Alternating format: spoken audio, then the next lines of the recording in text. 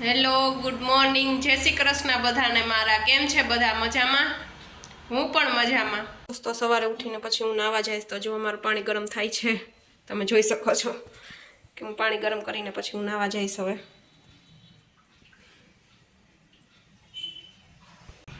તો hello friends, હવે હું ફ્રેશ થઈને ફ્રી થઈ ગઈ છું. આજે એવું વિચારું છું કે હું મારું કામ અહીંયાથી જ કરું, ઓફિસ જવાનું, ઓફિસ નથી જવું મારે આજે, એવું વિચારું છું. હવે કરું છું કંઈક. ચાલો, ફાઇનલી મેં વિચારી લીધું છે કે હું આજે કામ ઘરેથી જ કરીશ.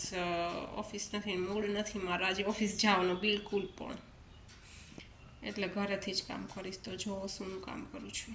This is my laptop, workout, work on this.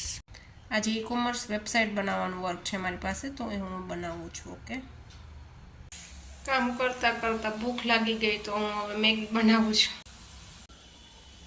જો મેરી મેગી બન રહી હે.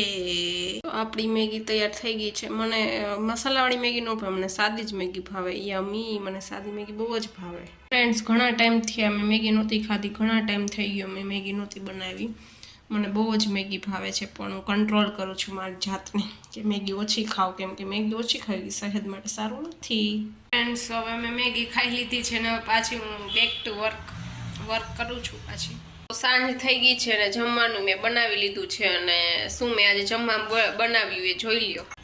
મેં આજે ટમેટાનું શાક અને ભાખરી બનાવી છે, ચોળીને ખાઈશ, અને છાશ બનાવી છે આજે.